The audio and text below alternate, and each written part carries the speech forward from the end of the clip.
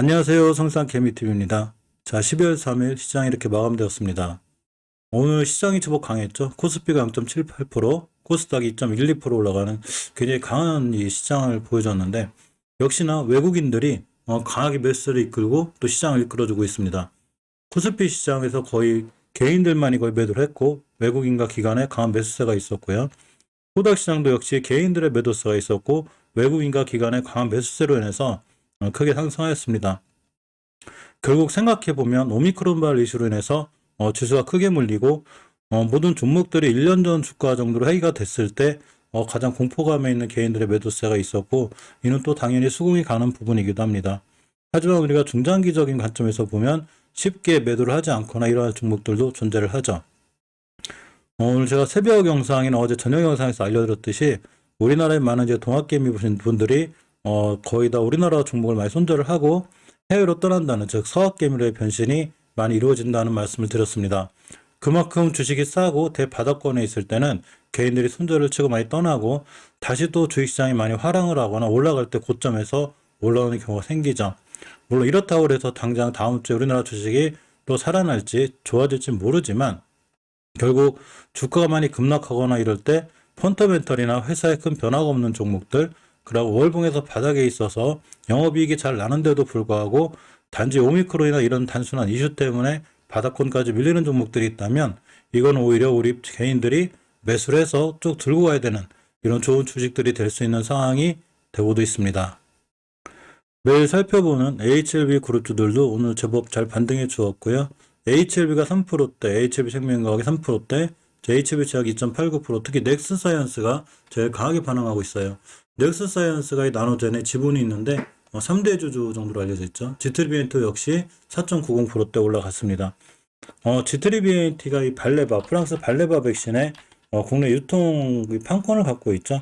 그렇기 때문에 이제 발레바 백신이 승인 심사에 들어갔다는 얘기를 제가 오전에 알려드렸습니다. 어쨌거나 지트리비엔트 같은 경우에 기술적으로 봐도 역시 월봉에서 중요하게 지켜줘야 될 자리들을 잘 지켜주고 있고요.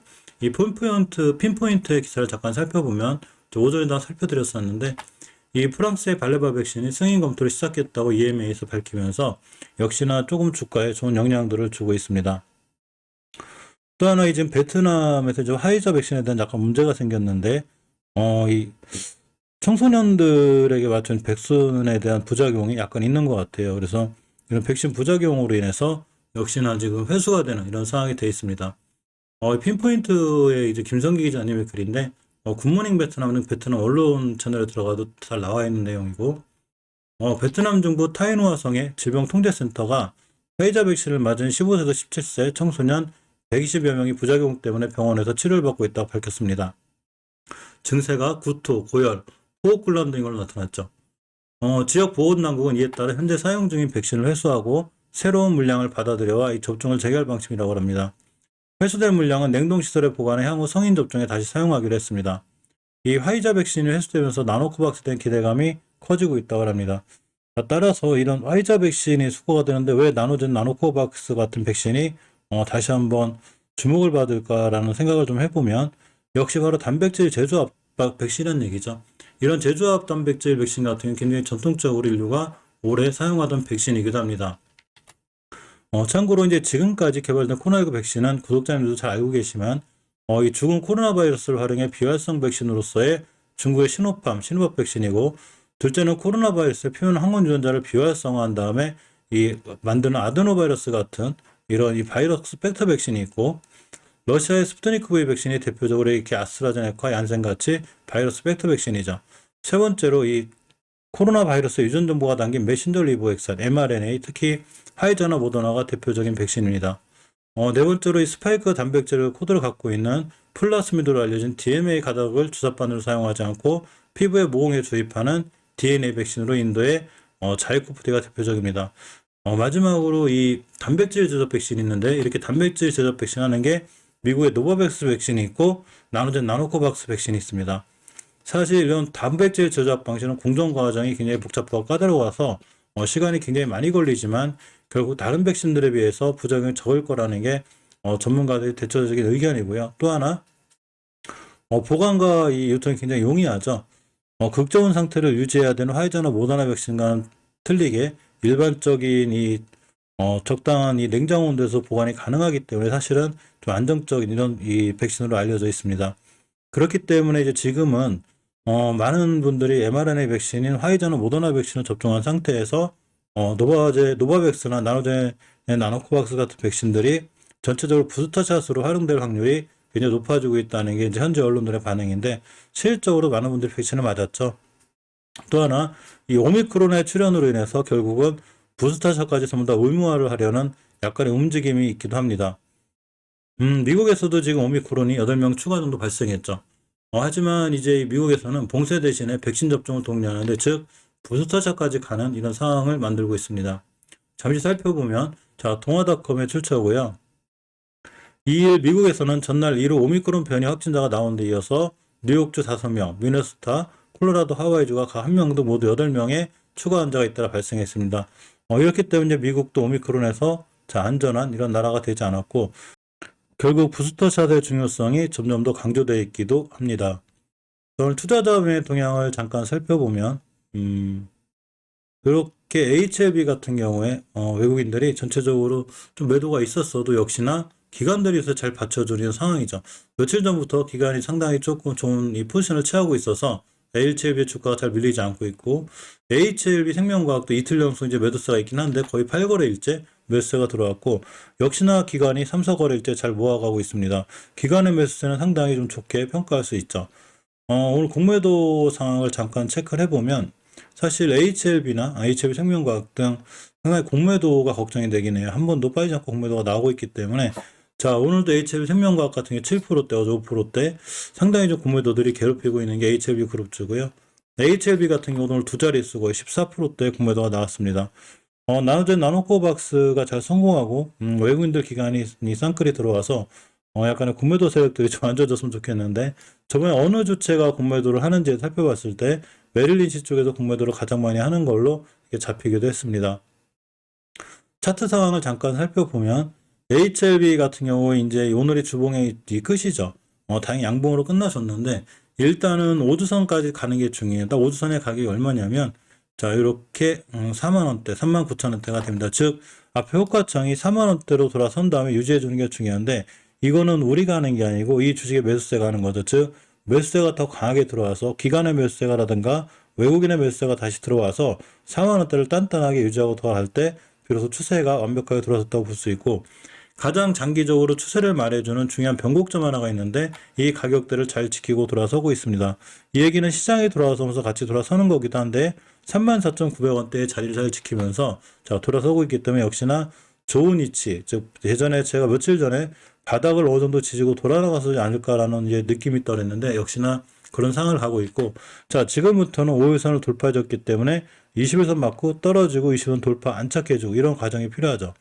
사실 차트는 그렇게 변하지 않는데, 예전엔 이런 과정이 있었죠. 이렇게 5일선 돌파 안착 올라갔다 20선까지 밀리고 돌아나가고, 이렇게 충분히 우린 이거를 기간 조정이라고 하죠. 따라서 기간 조정이 충분히 이루어진 다음에 잘 상승할 수 있습니다. HLB 생명과학도 보면 월봉에서 장기적인 추세를 유지해주는 20개월 선을 절대 깨지 않고 있죠. 상당히 좋은 지표 중에 하나가 되고, 자, 주봉에서 역시나 이 5선 회복을 아직 못해줬기 때문에 일봉에서 옆으로 가는 과정, 돌파하는 시도, 옆으로 왔다 갔다 이렇게 기간 조정이 좀 필요하고, 일봉에서 보면 이렇게 옆으로 가고 있죠. 이전 저점들을 잘 지켜주는 선상이고, 역시나 이격이 이제 모여질 거예요. 모여져서 21선 돌파 안착, 이런 과정들 이후에 다시 돌아나갈 수 있는 이런 상황이 됩니다. 결론적으로 보면 월봉에서 중요하게 지켜줘야 될 자리들을 잘 지켜주고 돌아나가는 거고, 우리가 포지션이나 주가의 위치를 볼 때는 반드시 월봉을 판단하는 게 중요하기 때문에 월봉에서 중요한 자리를 지켜줄 때 일봉에서 그런 자리들이 바로 매수 매도 타이밍이 되기도 합니다. 손절 라인이기도 하지만 신규 매수 타이밍이 되기도 하죠.